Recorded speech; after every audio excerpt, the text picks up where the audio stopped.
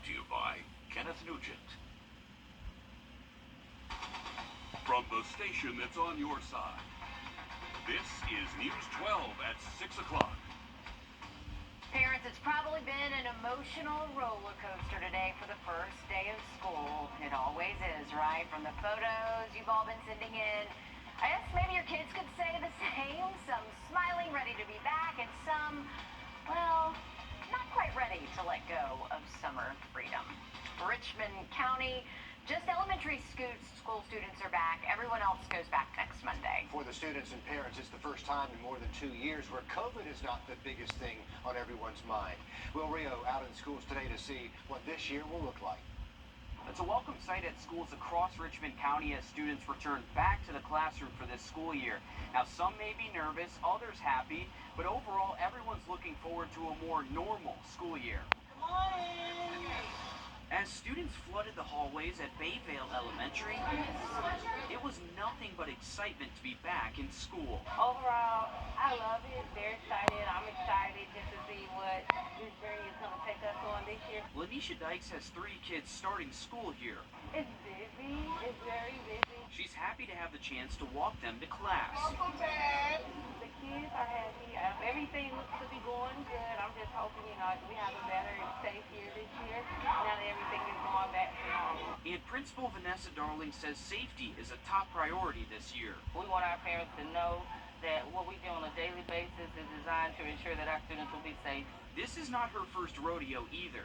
It's a different kind of excitement for me. First of all, this is my 30th first day of school. And I'm still just as excited today as I was day one. They know returning to school may be nerve-wracking for some.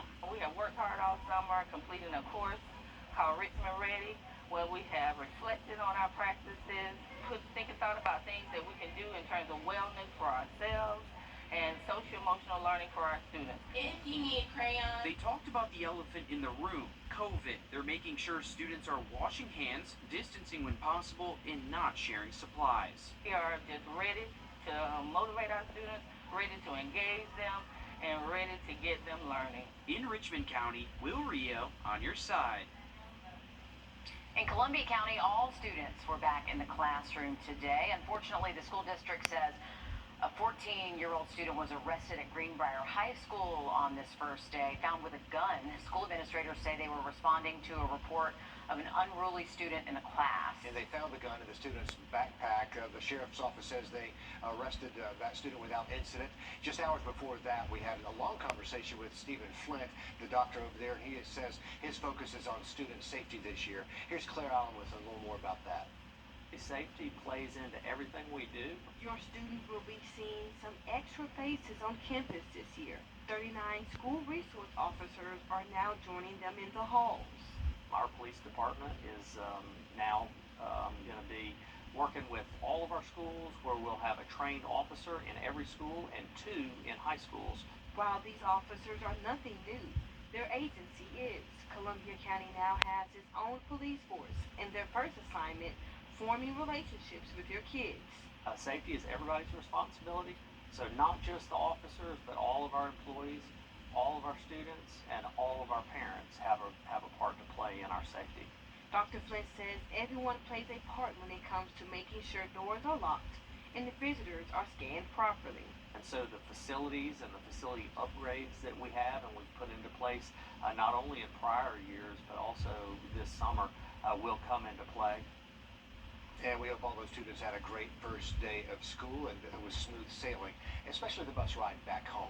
Here's a live look now from our beach island. To the 80s before midnight and then down to the 70s by tomorrow morning. Much more coming up in your full forecast in just about 10 minutes. Breaking news to pass along out of Augusta. Just into our newsroom, an update to a shooting overnight we told you about in the last half hour. The Richmond County Sheriff's Office now says 1 person was killed, 2 others injured, but there will be no charges for the man who shot and killed 35-year-old Damian Tainsley. Deputies say it happened at the Get and Go store on Windsor Spring Road just before 1 o'clock this morning. They say Tanksley pulled out a gun during an argument and threatened to kill another man. They say the man told Tanksley several times to leave him alone. The man was armed and shot Tanksley, who returned fire, shooting Sonia Logan and Willie Gonder. Again, the sheriff's office says the man who shot Tanksley will not be charged. It's still an active investigation. We'll let you know if there are any updates. When it comes to COVID, we just heard both Columbia and Richmond counties say they are prepared for possible outbreaks. Behind me is a look at where cases are in Georgia as of yesterday. You can see cases here kind of steadily trending up since summer started. The CDC has community spread listed as high. Their recommendation is the same that it's always been. Just get vaccinated and stay home if you have symptoms. But we want to put this in perspective for you. Right around this time last year, we had slightly higher cases, but we have significantly fewer cases in the surge over the holidays earlier this year. You can really see that surge there. Today, President Biden declaring monkeypox a public health emergency in the U.S. We don't have any infections in our area, but Georgia is 6th in the nation for cases. We asked our local health experts what they expect from this disease in our local schools. We have the tools to stop monkeypox. It's not going to become nearly as widespread or deadly as COVID-19. Richmond County Schools telling us they're monitoring the spread of monkeypox and will have plans in place just in case a case does pop up locally. Well, Aiken County students still have just over a week before they're back in the classroom. The first day in Aiken County comes up August the 15th, but starting next year, their first day is 3 weeks earlier. It hits July the 25th. That modified calendar will give students 3 extended breaks throughout the year. Yeah, those are in October, late December to early January, and April. Meanwhile, in Edgefield County, those schools are already giving their modified calendar a go now. They're on their 4th day as we speak. Our Maria Sellers is checking in with the school district to see how they're adjusting. Class is in session a little earlier than usual for students here in Edgefield County. The superintendent says this has actually been one of the smoothest transitions of his career for both students and staff. He says the decision to go to a modified calendar was met with community support. We surveyed the staff and our community, and I was surprised. We had an 80% approval rate from staff and from the community to go for it. It's an idea almost 3 years in the making. Conversations about this started probably around 2019, 2020, and then of course the pandemic hit and it just sort of got pushed to the side. This year's calendar includes an earlier start with 2-week breaks in between. The goal for those breaks, helping students succeed. The biggest benefit is that if a student is failing, say at the end of the first 9 weeks, we can intervene right away. We don't watch them continue to struggle throughout the school year and then hope to catch them up in the summertime. They're hoping to reach double the students they would during a traditional summer school program. We typically see about 6% of our population being served over the summer. What we've heard from neighboring districts is they've seen up to 12% being served during that intersession week. And while it does come with an earlier start, he says they're excited to start the year. Folks seem to have adapted to the schedule. It's been wonderful seeing the kids come back, the smiles on their faces. Staff seem really relaxed and refreshed and ready to go.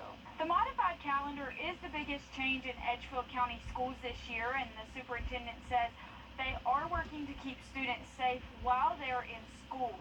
He says now all schools will have added security measures like protective entries. Reporting in Edgefield County, Maria Sellers on your side. And again, Aiken County heads back on Monday the 15th. That modified calendar doesn't start until the next school year. The tax-free weekend starts tomorrow, and it doesn't matter which side of the state you live on, or the river you live on, I should say. You shop in South Carolina, you're good to go. But before you start chucking things in your buggy, here are some rules.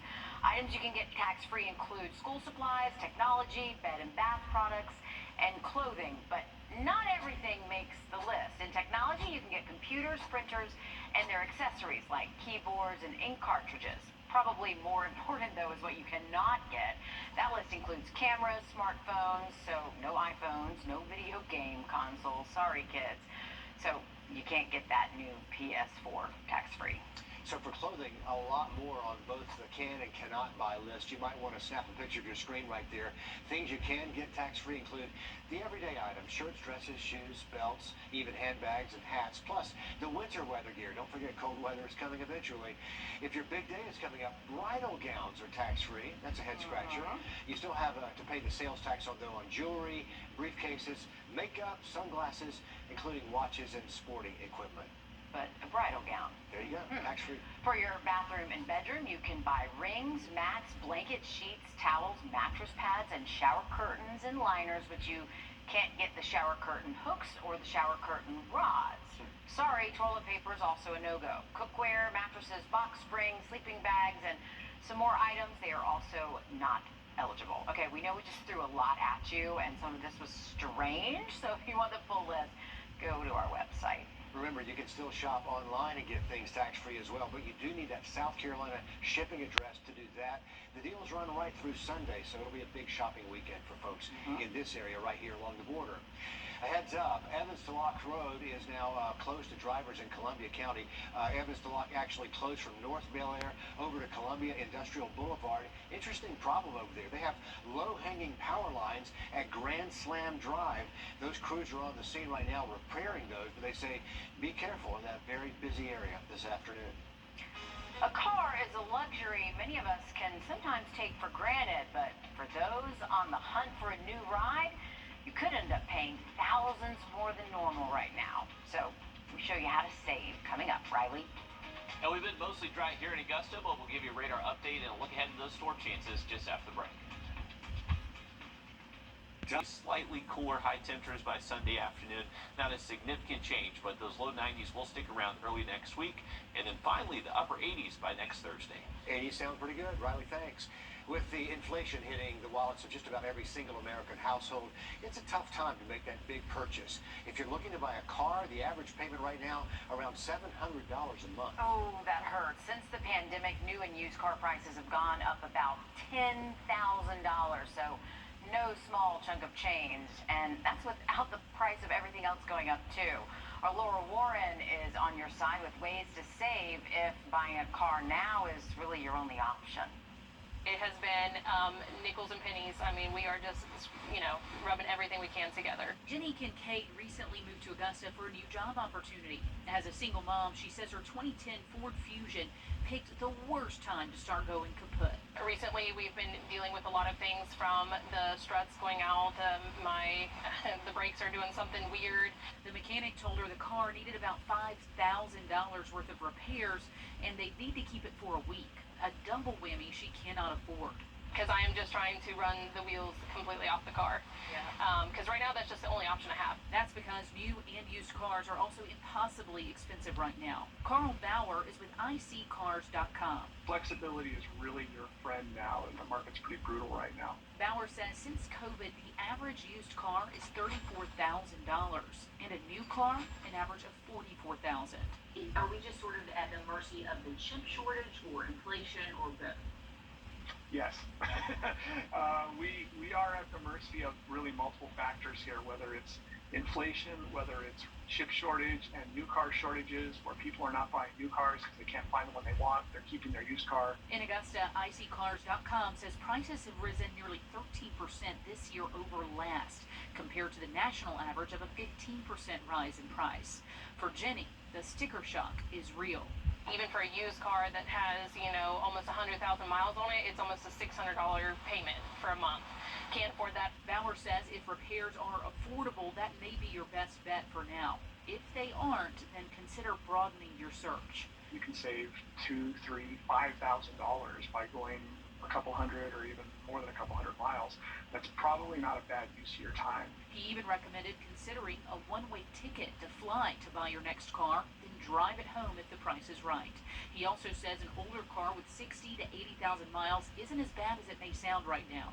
Good news is that most modern cars, when I say modern, last 10 years or so, are very well produced and very well constructed, so that you're going to have pretty high quality and long life. Jenny hopes she can find something that fits the bill within her price range. I'm trying to save everything that I possibly can towards it, but right now with the economy, I'm just really hoping and praying that things just don't get any worse.